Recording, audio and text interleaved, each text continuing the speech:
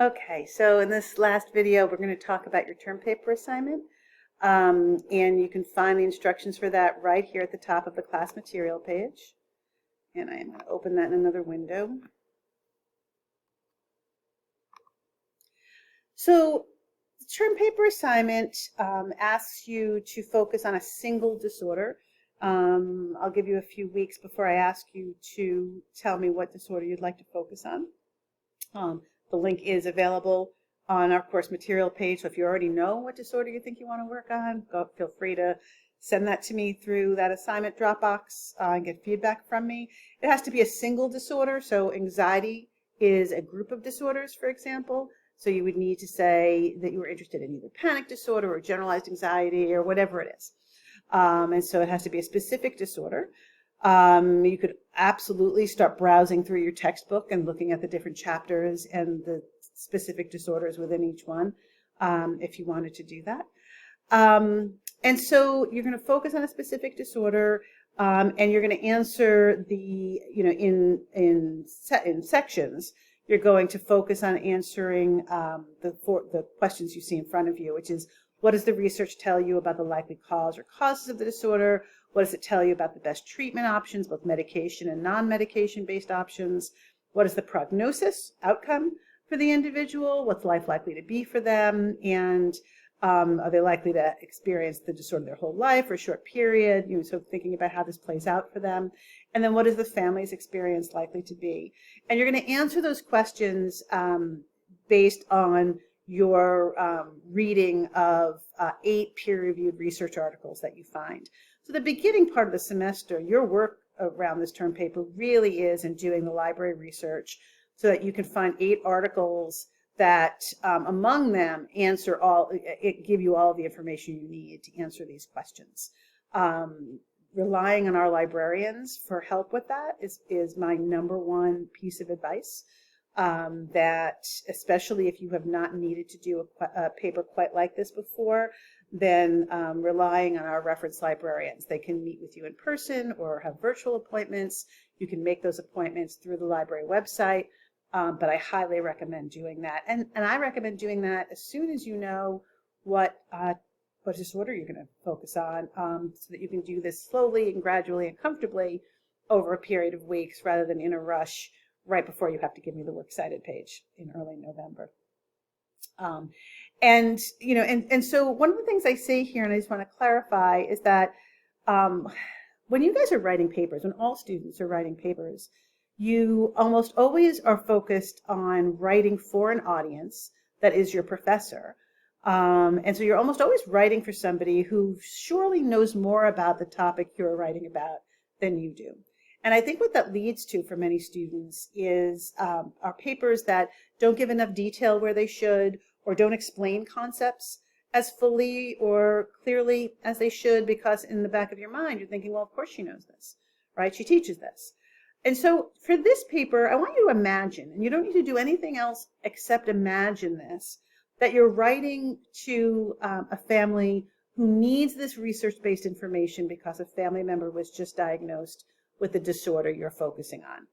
You don't need to make up a family. You don't need to even tell me anything about the family in your paper. You just need to, in the back of your mind, kind of keep checking and saying, if I was writing to a family that really needed this information, would I be adequately explaining this? Would this be clear? Would I be providing useful information? Right? And I think that that's a useful just kind of thought process to engage in while you're writing. So you're going to find those 8 articles. You're going to have those 3 sections of your paper, and then there's an additional section in addition to those 8 peer-reviewed articles. After you've done all that research, you need to do just a very simple Google search, and you can just take 4 websites that come up in the first page of the Google return. So you're going to put in social anxiety disorder, and then you're going to look to see, choose 4 of the websites that come up in that first search. Those are easy sources to find, because you don't even need to decide whether they're quality sources or not. Your goal is just to say, like, if I was a typical person, if I was just a family member Googling this thing because somebody was just diagnosed with schizophrenia, what would I find? And the average person is just going to look at that first page of Google results. And so you're going to find 4 things.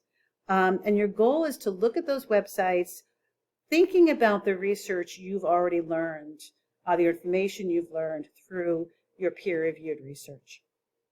And you're going to essentially talk in this final section of the paper about whether the websites do a good job representing the scientific literature, are there myths or false information that you've found, do they leave out important information, and if the average person was looking, would they be finding accurate information, right? And so in the end, you'll have 4 sections of your paper. You'll have one that is about the causes of the disorder, one that's about the treatment of the disorder, one about this prognosis and family experience issues, and then the final one that's going to be comparing what the average person would find in a Google search to what you have found through your peer-reviewed research.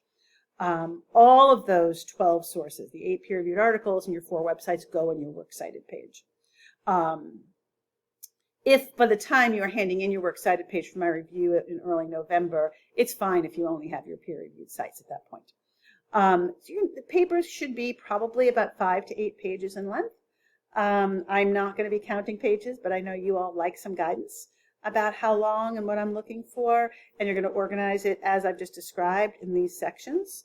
The rubric, is here, how you're going to get to 200 points, right? And so use of the appropriate 8 peer-reviewed articles, having an APA-style cover sheet and section headings, having an APA-style reference list, having APA-style in-text citations, and I'm aware that not all of you may be comfortable or knowledgeable about APA style. I'm happy to answer questions about that. I'm happy to provide examples of that. Just ask me for those.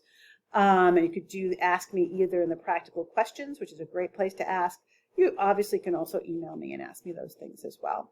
And then in each of the sections that, in addition to those elements, then you get 35 points for each of the information in each of the sections. Information and clarity, I should say. So writing clarity matters. And then you get 25 points each for that Works Cited page and the outline of the paper.